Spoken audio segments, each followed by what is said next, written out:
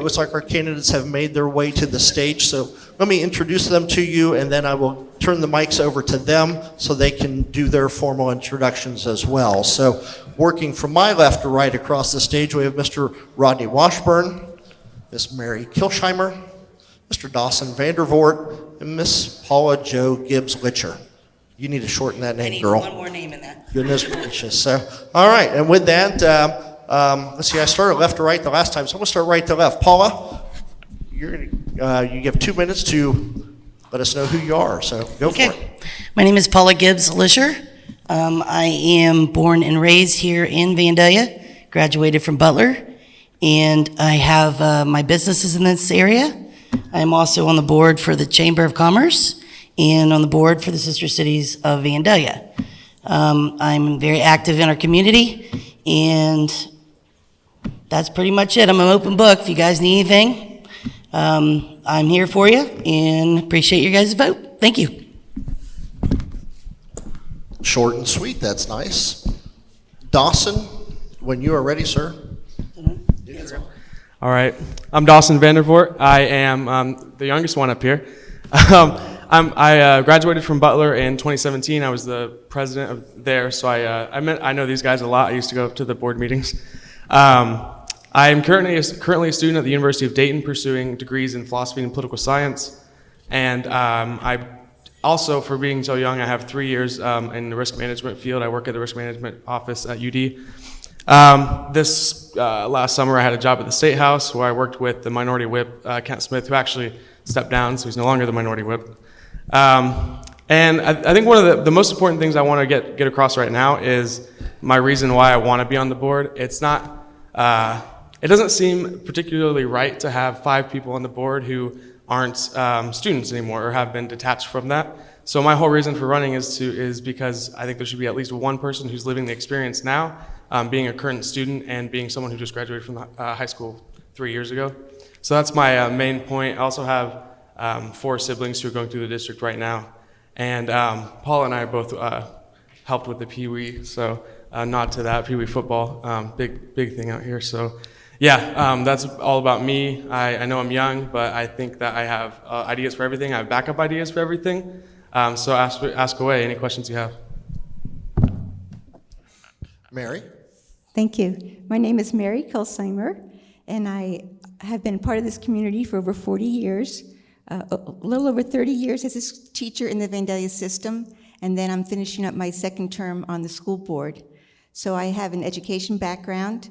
I taught as a learning disabilities teacher at VE and at Demet.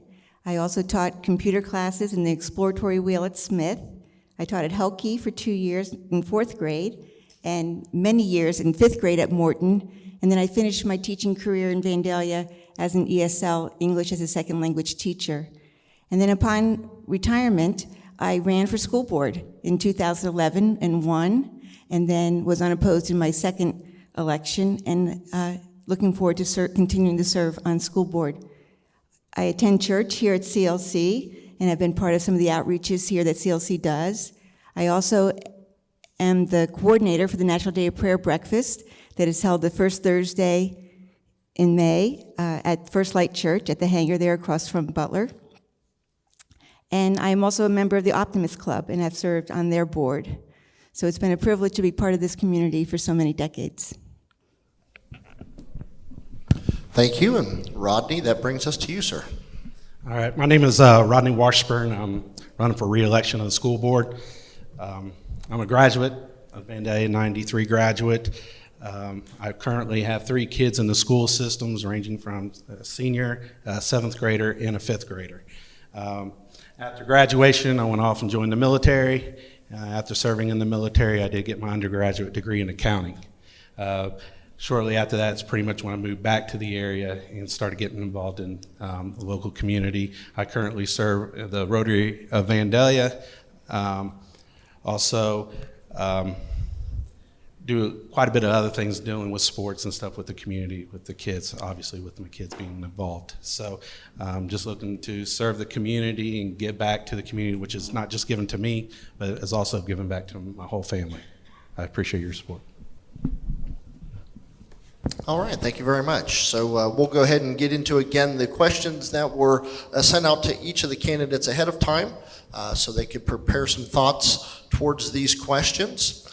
And we will start, just to keep me straight, we'll start with Rodney, work our way across, and then next question, Mary, Dawson, Paula, and we'll try to continue that pattern.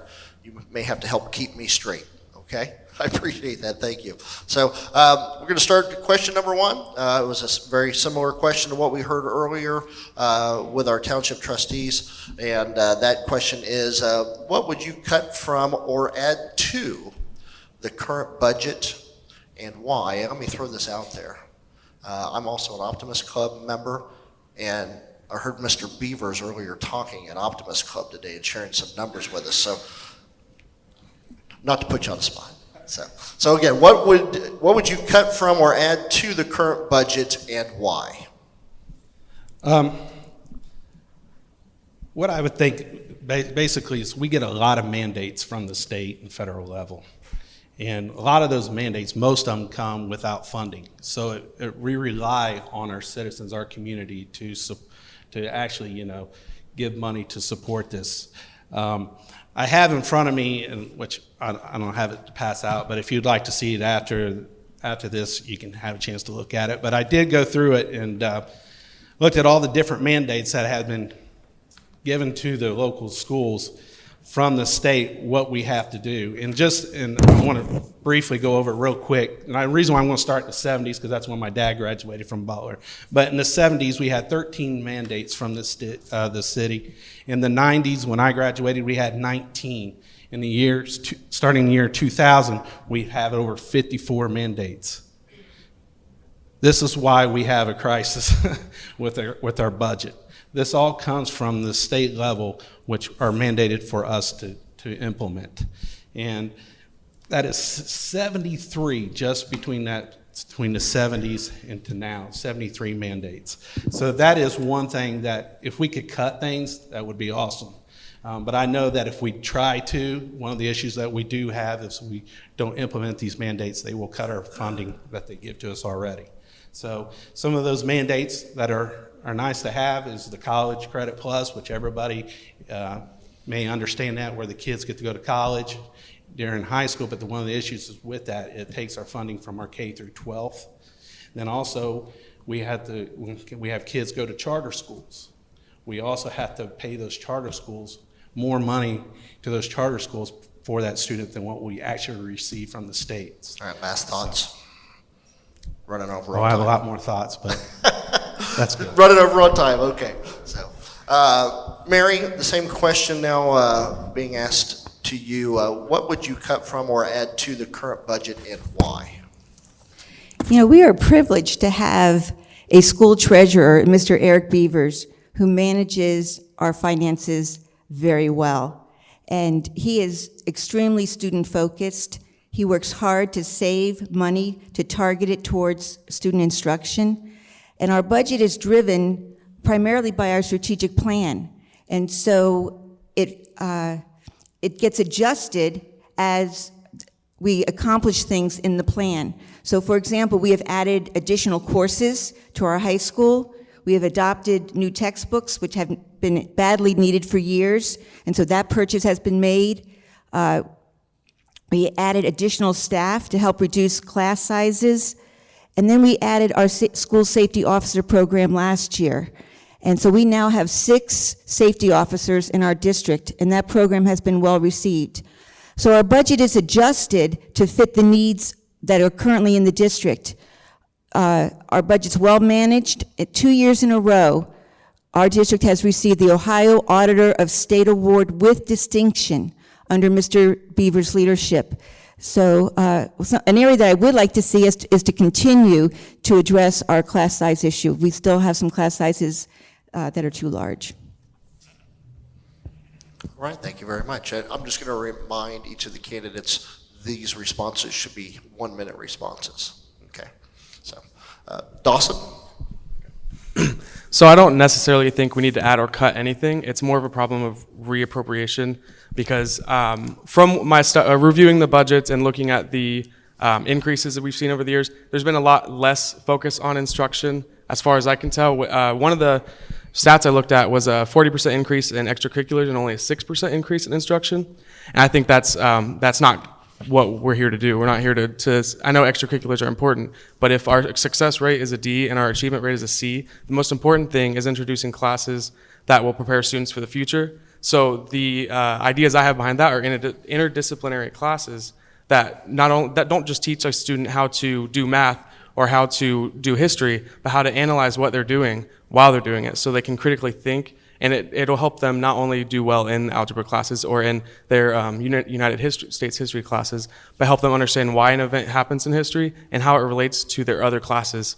So that's where interdisciplinary comes from. I think we need to focus more on studies like that to help students achieve rather than extracurricular activities when we're suffering so much right now. All right, thank you very much. Paula or Paula Joe, which do you prefer? Paula's work? All right, Paula, you're up. All right. The main thing I think that we need to add is more teachers. I think that our ratio for children in the classrooms are a little bit over what we need to for more one-on-one time with the student and the teachers. So as of, adding, that would be great. Cutting, I think that our budget is where it needs to be. I think that these people have done a terrific job on the budget, and I don't see of cutting anything. So just trying to add teachers would be fantastic. All right, thank you very much. We'll go on to question 2 here, and Mary, we'll start this question with you and work our way then back to Rodney. So Mary, we're going to start with 3 aging buildings in the district, and those buildings being specifically Demet, built in 1957, Smith and Helke, both were built in 1969, so they're at 50 years right now.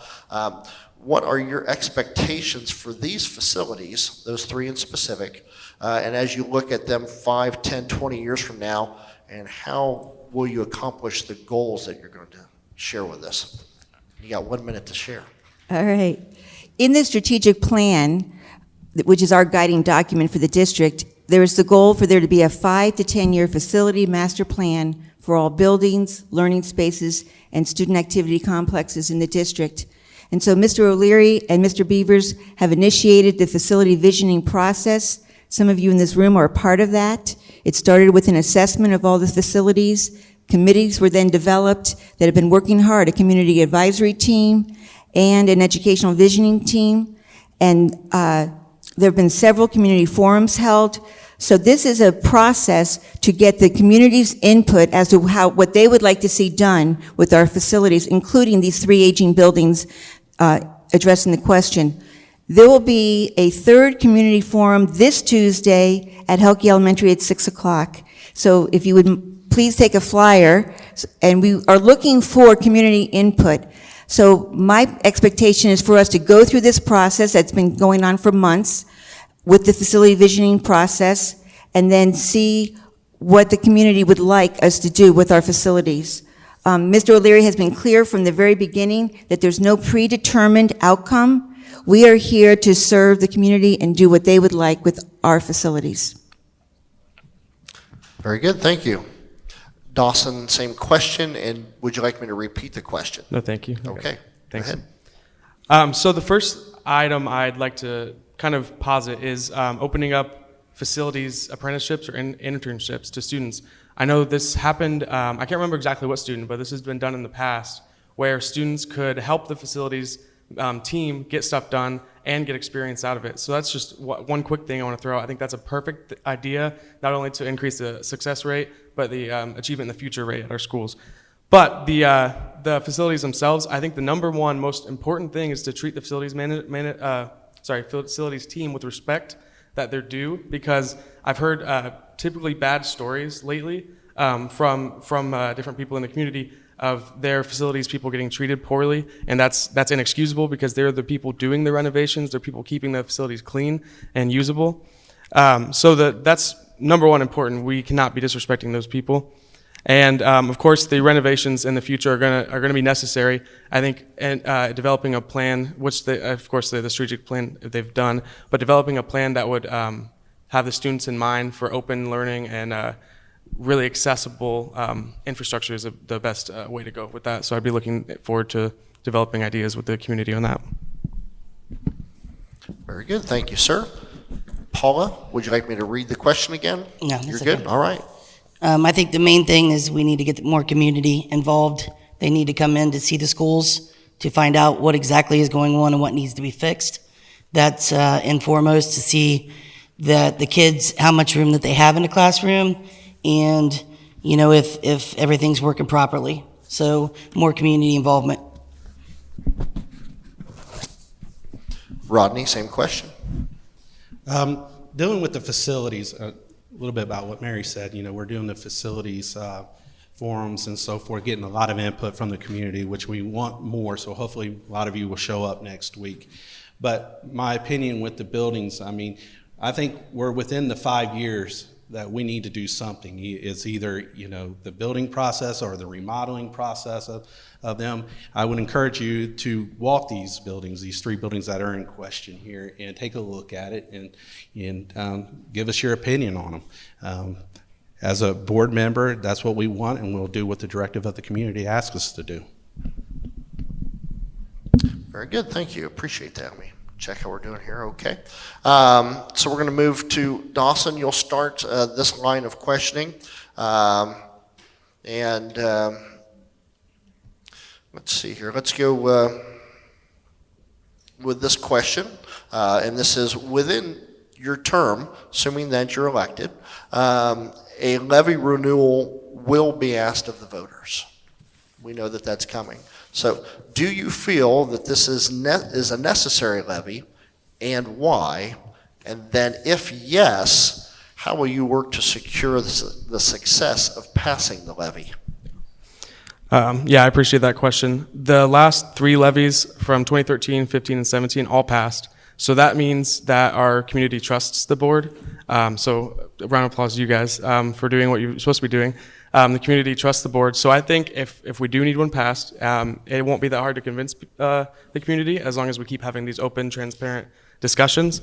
Personally, I think that the necessity is not quite there right now because the last 3 have passed. And if we need another one right now, then we obviously messed up somewhere appropriating this money and it's gone to waste.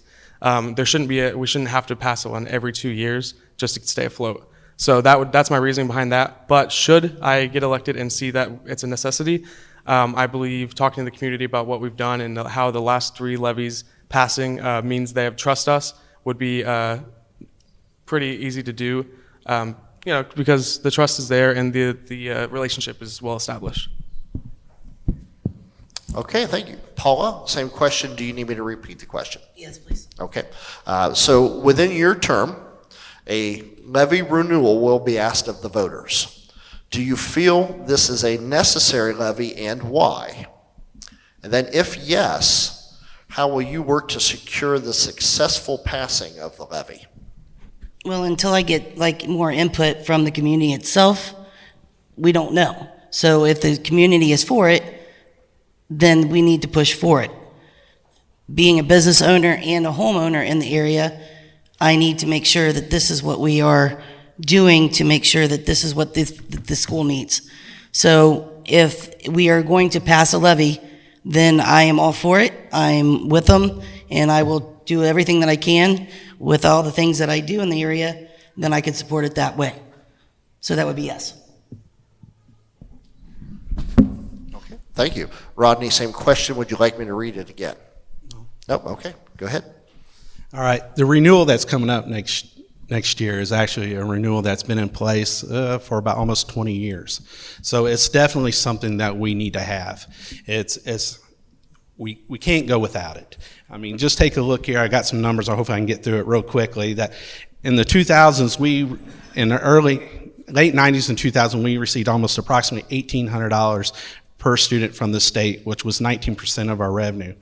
At that time, the student average was $3,900 for the state. Now we receive $3,000 from the state, which is 23% of our revenue, and the state is at right now is at $6,000 per student. So as you can see with those numbers, we're receiving half what most districts in our area are receiving. So we cannot maintain what we are doing for our kids without these levies. So yes, I do support the levy.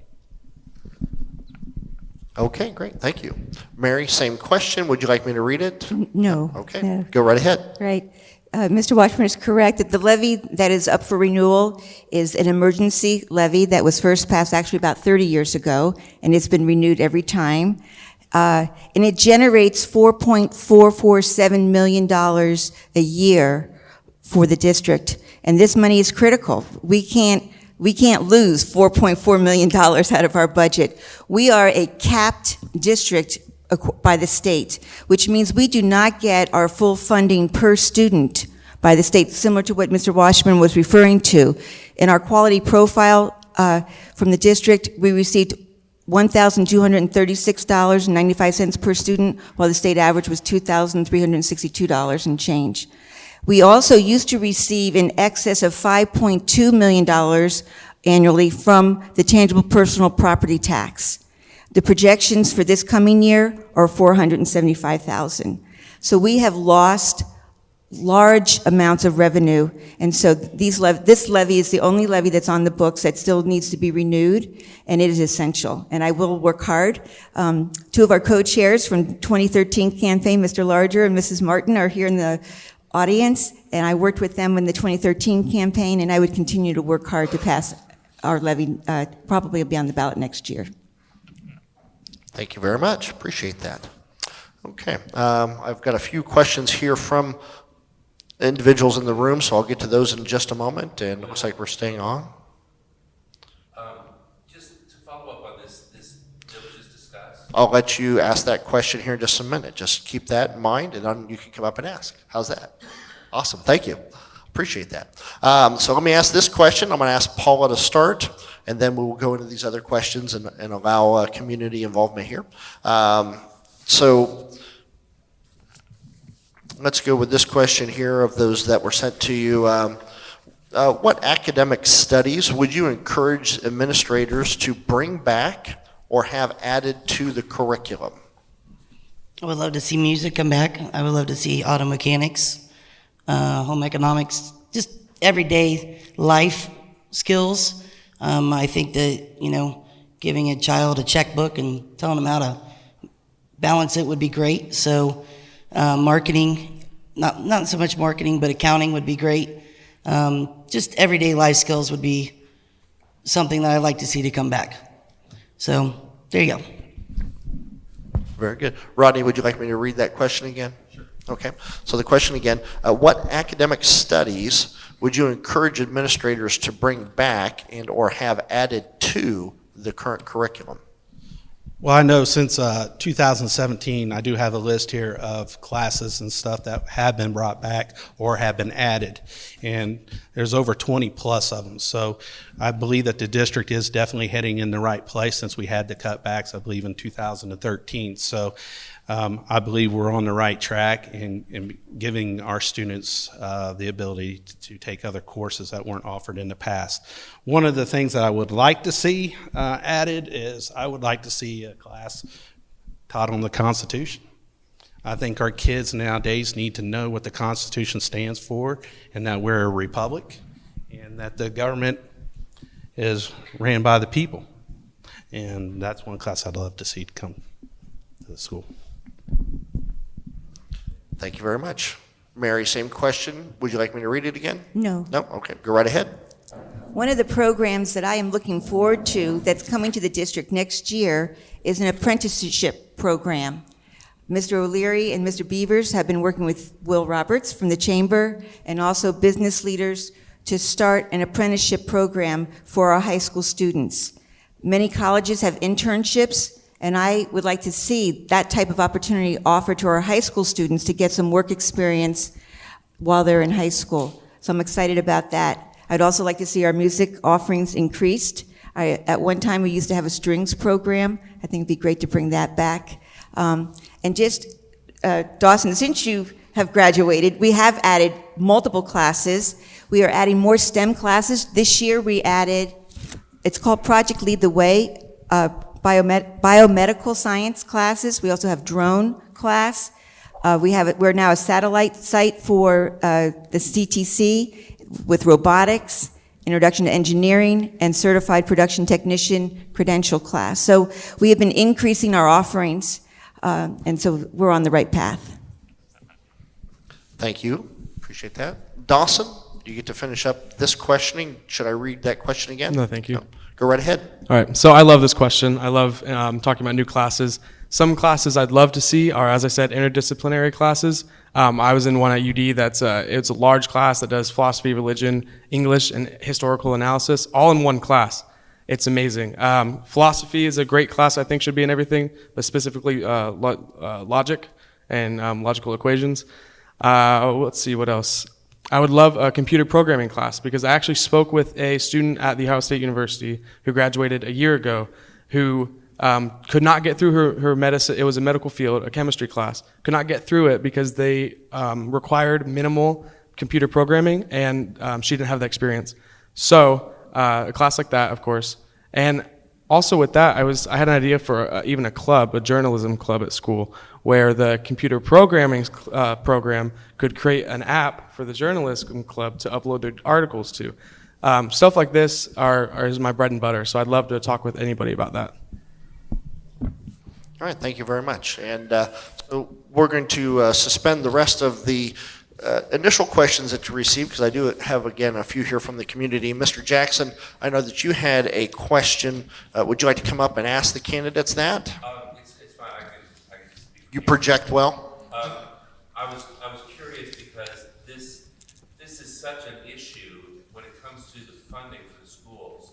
I was hoping that maybe Mary could address it, but all the candidates should, because I know they're going to deal with it.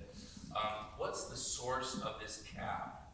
And why is it that with the fine schools that Vandalia-Butler has got that are, head and shoulders above others in our area here, why do we not receive the full funding that the others do? All right. Well, since Mary, he started and asked your opinion, so we'll start with you, and then each of you have the opportunity to answer that as well. But Mary, go ahead. Right. Thank you, Pastor Jackson. That's an excellent question. The state has a formula for funding schools, but they can't really afford to fund their formula. This is the problem. And so Vandalia-Butler is considered a high wealth district, which means that we have the capability of raising tax money for our schools on our own. And we are about 2/3 funded locally. So our taxpayers are paying more than their fair share for our local schools. But because we had the capacity to raise large money for our schools, they cap us and they don't give us our full funding. So that's where that comes in. There are some districts are on a guarantee, which means they get guaranteed a certain amount of money. Some districts are capped, which means they don't receive their full funding, and then some do receive their funding. So along with the loss of the TPP, which I mentioned before, the tangible personal property, that was a huge hit for us. When that tax was switched from TPP to a CAT tax under Governor Kasich, and we lost a lot of that revenue, and it's been phased out, that was a huge hit on our budget. And then the unfunded mandates that Mr. Washburn referred to. So we are highly dependent on our local taxpayers to fund our schools. Well, to me, it seems discriminatory that the state would do that, because that doesn't necessarily mean just because the district as a whole has got capacity as an economic engine, doesn't mean that all the families here are. That's right. And we also have got an open enrollment that many low-income students come to, and it ought to be even if it's going to be at all. If there's funding, it ought to be straight across the board. And I think that this is something we ought to address with the state, because that is wrong. Thank you. Well, we appreciate your support. Pass that along to another candidate to continue would anyone like to add to what Mary has already said? Please go ahead. Yeah, I'd like to add a little bit to it. Earlier this year, we had Senator Peggy Lehner come to one of our meetings, which the question was asked, basically about the funding for our district. And she came out and said, because you're a rich district. It's like, how are we a rich district? She goes, because of your businesses. Well, the thing is what Mary just referred to, our tangible personal property tax that we used to get, they took that away from us, put on a new tax so they can get 100% of it up at the state, and took the money away from the local governments. So they can say they balanced their budget up there. Of course they balanced their budget because they took all the money away from the local governments. So will it change? I don't see it in the future. That's why, we as a community have to stick together and figure out a way to make sure that our kids get the best that we can offer them. Dawson, Paula, either one, would you like to address that as well? Yeah, just a quick Sure. little. So of course, like you said, that's something we need to take up with the state, specifically Rep. Phil Plummer. Since he's our representative, we really need to talk to him about this, and Peggy Lehner, of course.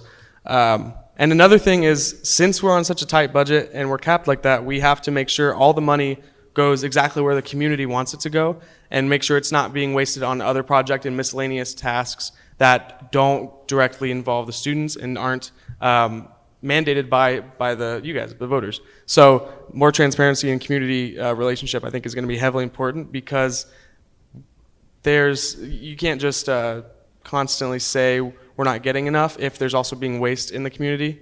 That's where I'm coming from this. But definitely, everyone here should be writing to Phil Plummer, every single person, if this is an issue, because we have to hold everybody accountable if we're going to get one person in the state legislature to react to us. Very good, thank you. Paula, some words? No, I Nope. already said it, community. Yep. Oh, okay, very good. All right, so a couple of other questions that have been presented to me, so let me read these here with you. And again, this is to all the candidates, so am I back to Rodney? I guess we'll go here, since it's not specific. It says, do you believe in prayer in school? So Rodney, that question to you, sir. As a Christian, I believe in prayer. Do I believe it should be forced on everybody? No. I believe that if you want to pray in school, you should have the ability to pray and take part of it. And if you don't want to, you don't have to take part of it. But I know statistics shows back in the 50s when they took prayer out of school, a lot of things started going south. So that's a personal belief that I have. But yeah, I believe in prayer in school, but I don't think everybody should be mandated to do it. Mary, would you like to answer that Sure. question? I would love to see prayer back in the schools. Our rights and our freedoms, everything we have is from God. So why would we not want to acknowledge Him and thank Him for the gifts He's given us? And again, a lot of downturn that's happened in our culture and in our schools happened when the courts removed prayer and also the Bible from our schools. Dawson, same question. My generational gap will show here. I'm not for prayer in schools because I believe that it's for everybody to do on their own time. I don't think it should be forced on anybody. Like Mr. Washburn said, forcing it doesn't make people believe it. It doesn't make people want to do it. I do think having Christian values is good, and people should do that. But forcing it on kids, being a kid myself, makes them not want to do that. They're going to rebel. They're going to revolt against that. And actually, this was a debate when I was the president of the school, the high school. Even saying the Pledge of Allegiance, people wanted me not to say that during the announcements. I still did. I said it every Monday and Friday. But it's an issue with the younger kids, and it's not so much a school board decision as it is a student decision. That's part of the reason why I'm running, because I think student decisions are going to be important in the schools. Thank you. Paula, same question. Yeah, I think that this is a choice that the student needs to make.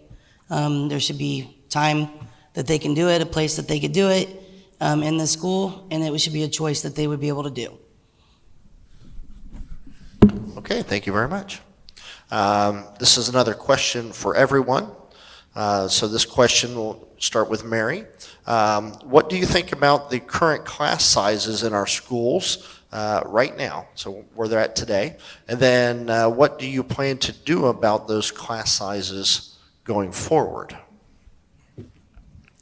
We have made some strides with our class sizes. A few years ago, we had class sizes that were really large, and it was a detriment to the education that was going on. This year, we added 4 additional teachers, well, 3 new, and then 1 was a reassignment from another building to help reduce some of our class sizes. Part of the problem with adding the staff with the class sizes was we didn't have classroom space, and so Mr. O'Leary and Mr. Beavers, they pursued moving the preschool out of Demet to an off-site to open up some classroom space. So we did that. So our preschool is now meeting at First Light Church. We're renting space from them. That opened up classroom space so we could then hire additional staff and reduce some. We still have some way to go on that area. Thank you. Dawson? I 100% agree with Mary on this. It's vital to get the class size down because a lot of the students, especially students who have more trouble performing, aren't going to get the attention they deserve. This also goes back to the question of state testing, I believe, which I don't know if that was going to be mentioned in the questions or not, but the issues with these are it holds every student to the same standard without letting them deviate as they need, and every student is different. Every student should be treated with a sense of care that fluctuates between children, because you have some kids who understand everything like that and don't have to study, and you have some students who need more help. So the class size is vital, and if I get on the board, I will work just as Mary described, opening up classrooms and doing the renovating, moving these out as we see fit. That's a discussion that needs to be open up to the community as well, because we can't leave people out of it. So. Paula, same question. Do I need to read it again? No, thanks. Nope. Okay, go ahead. I feel that the classrooms are too large at this point. I think that what that happens is it puts stress on the children, therefore causing for more counselors, because you're not getting a one-on-one with the teacher themselves. So that's just giving more stress, therefore causing, like I said, a counselor or an aide to have to be a handy that can be able to help out as well. So getting where we can get to the point of adding more teachers and getting a better area where we can make sure that we have smaller classroom size for those teachers as well.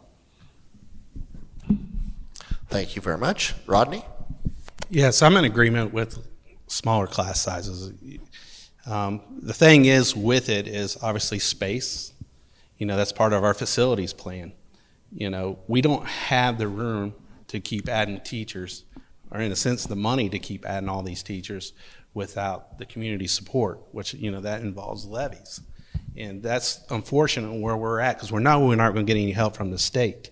So I know the community wants all-day kindergarten. Here soon we'll be us in Miamisburg will be the only school district in the county left that doesn't have all-day kindergarten. It would be a great option to be able to offer, but we don't have the space and we don't have the money for it yet. So there's a lot of things that that Eric and Rob would love to do, but it's just obviously one step at a time. Thank you very much. And Mary, you started us on that question, right? Okay, good. Just to keep myself straight here. All right, so I have a question that the first portion of it is going to be directed towards Rodney and Mary, and then the second portion of this everybody can answer, and this will be our last question, unless there happens to be any other questions. Does anyone else have a question they'd like to answer at this time? Is Vandalia participated in the lawsuits against the state of Ohio funding? So the question is the school district participating in the lawsuit against the state for funding? About the new funding plan. I'm not for sure if we're actually involved in a lawsuit. I know we are an alliance. We're involved with an alliance with many different schools around the state to help fight against the way that we're funded. But unfortunately, those others, this is the other schools that are in the same predicament as us. If you look at it, I mean, we're talking about really rich districts. Unfortunately, Vandalia is in a weird predicament. You look at us and, you're talking about a bunch of Columbus areas. You're talking about Dublin, Powell, all these rich communities. And that's where they had us category as. So I'm not for sure if we're actually involved in a lawsuit, but we are involved in an alliance to help fight it. Right, we're not involved in any lawsuit that I'm aware of, no. But we are part of advocacy groups that do speak with our elected officials at the state level, as well in our state school board association, the superintendent association, the treasurers association, are all advocating on school funding. So we are part of different groups, and as well as what we do locally. Mr. O'Leary just shared that our school district will be hosting some of our legislators very soon and inviting other superintendents from the county to come and speak with Phil Plummer, and also Charlotte McGuire, our state school board representative, and Senator Peggy Lehner. So our district will be hosting that. So we are engaging our elected officials on this issue. Dawson, Paula, anything to add there? No? Okay. Thank you very much. So I'll go on to this last question unless there's any others. No? All right. So very good. So again, the first portion of this directed specifically Rodney and Mary, and then everybody can answer in on the second portion of this. So what are the benefits available to the Board of Education members? What are the annual salaries? Are members eligible for health care coverage? And then, so that's the first part of that. Then the all candidates question, will you enroll in the health care coverage? Is being asked of everyone, so. All right. I believe our salary is $860. Oh, $960. Yeah, I don't even know. A year. So a lot of that is donated back to the school. There is no health care, so there's no signing up for it either. So it's strictly just community service is what it is. And that's my goal, is just to give back to community and just see it keep growing. So. Right. Rodney's correct. Our salary is $960 a year, so it's less than $1,000. So it's basically community service, serving on the school board. But we can, as school board members, participate in the health care, but we have to pay the full cost of it. We don't get it at the employee rate, so the cost would be prohibitive. So I don't take part of the health care program at the school system.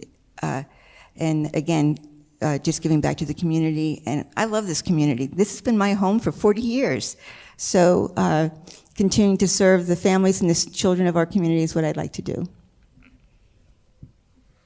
I guess with that understanding, Dawson, Paula, would you like to add anything within that specific question?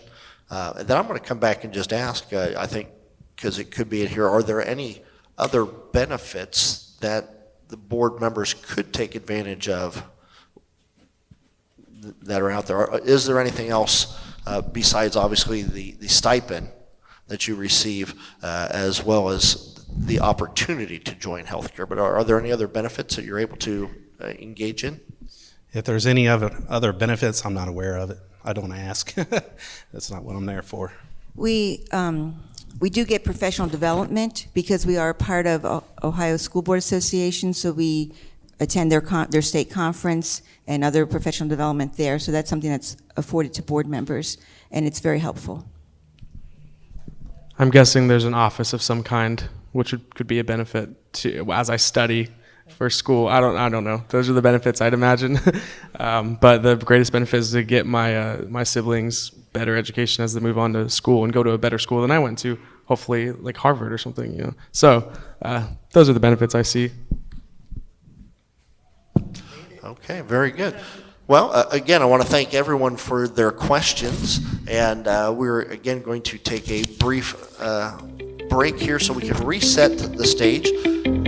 Again, let's thank our candidates for being out here this evening, and best wishes to all of you through the rest of the campaign. Thank you.